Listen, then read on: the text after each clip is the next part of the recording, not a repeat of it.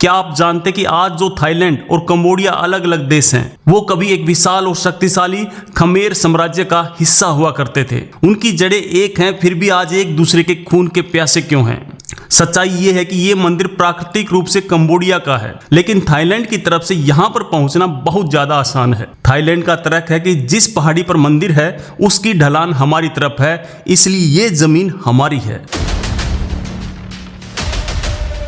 लेकिन इस लड़ाई के पीछे सिर्फ मंदिर का विवाद नहीं, बल्कि एक लीक हुआ फोन कॉल है और एक अंकल का जिक्र भी है जिसने थाईलैंड के प्रधानमंत्री की कुर्सी तक को हिला दिया। एक फोन कॉल ने कैसे दो देशों को जंग की आग में झोंक दिया। एक तरफ आस्था का प्रतीक मंदिर है और दूसरी तरफ नफरत की गोलियां। एक ही संस्कृति और इतिहास से निकले दो देश आज एक दूसरे के दुश्मन बने हुए हैं। उम्मीद है कि यह तनाव जल्दी खत्म होगा और भगवान शिव का यह प्राचीन मंदिर शांति का प्रतीक बनेगा, न कि युद्ध का। ये मंदिर एक ऐसी पहाड़ी की चोटी पर बना है जो प्राकृतिक रूप से दोनों देशों को बांटती है। एक तरफ सीधी खाई और दूसरी तरफ समतल मैदान, और इसी भौगोलिक बनावट में छिपा है इस पूरे विवाद का सबसे बड़ा राज। इस मंदिर का नाम है प्रह विहार। ये सिर्फ पत्थरों का ढांचा नहीं, बल्कि खमेर साम्राज्य की आत्मा है। कंबोडिया कहता है कि ये उसका है क्योंकि इंटरनेशनल कोर्ट ने उसको दिया है। थाईलैंड कहता है कि मंदिर की पहाड़ियां उसकी जमीन पर है। तो दोस्तों, सच क्या है?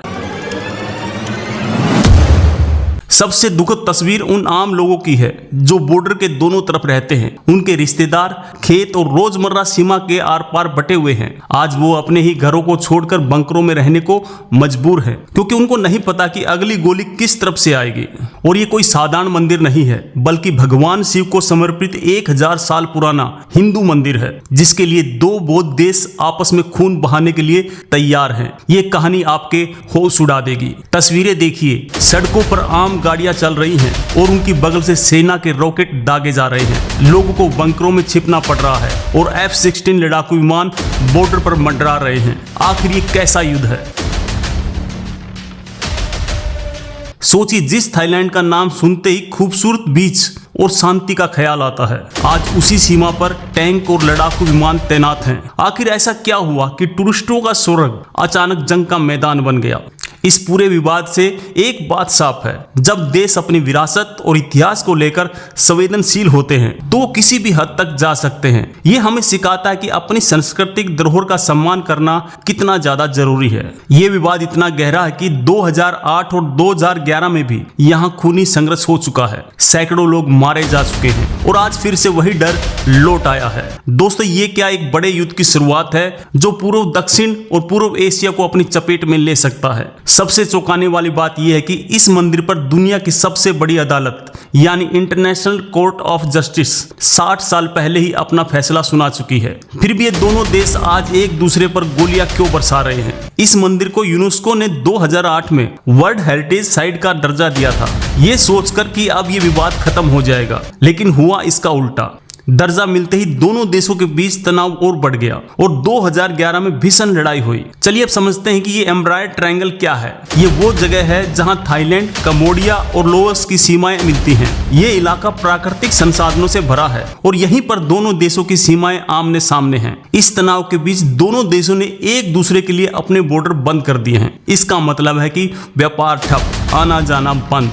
थाईलैंड ने कंबोडिया को दी जाने वाली बिजली और इंटरनेट सप्लाई को भी रोकने की धमकी दी है। इस पूरी कहानी में एक तीसरा खिलाड़ी भी है, फ्रांस। आज से 100 साल पहले फ्रांस ने एक ऐसा नक्शा बनाया जिसने 1000 साल पुरानी साझी विरासत पर हमेशा के लिए विवाद की एक लकीर खींच दी। और इस लड़ाई में तीसरा देश भी कूदने की तैयारी में है, वियतनाम। वियतनाम का डर है कि अगर ये जंग बढ़ी तो भारत, चीन और अमेरिका जैसी बड़ी ताकतें इस इलाके में आ जाएंगी और फिर यहाँ किसी की नहीं चलेगी। इस बार की लड़ाई की शुरुआत एक रहस्यमयी लैंड माइन ब्लास्ट से हुई। थाईलैंड का कहना है कि कंबोडिया ने बारूदी सुरंग बिछाई, जबकि कंबोडिया का कहना है कि ये पुराने युद्ध के हथियार हैं जो अब फट रहे हैं। सच क्या है कोई नहीं जानता। दोस्तों, दुनिया में एक और युद्ध का बिगुल बज चुका है, लेकिन ये जंग यूक्रेन या इजराइल की नहीं, बल्कि उन दो देशों के बीच है जहां लोग छुट्टी मनाने जाते हैं। और इस पूरे संघर्ष की जड़ में एक सीक्रेट भी है। थाईलैंड के कुछ राष्ट्रवादी समूह मानते हैं कि पूरा कंबोडिया ही कभी थाईलैंड का हिस्सा था, इसलिए इस मंदिर पर उनका ही हक होना चाहिए। ये सोच भी इस आग में घी का काम कर रही है। ये मामला कुछ भारत और पाकिस्तान के सियाचिन विवाद जैसा लगता है, जहां ऊंची पहाड़ियों पर जिसका कब्जा है उसे रणनीतिक रूप से बढ़त मिलती है। ठीक वैसे ही प्रह विहार मंदिर जिस पहाड़ी पर है वो एक सैन्य चौकी की तरह काम करता है।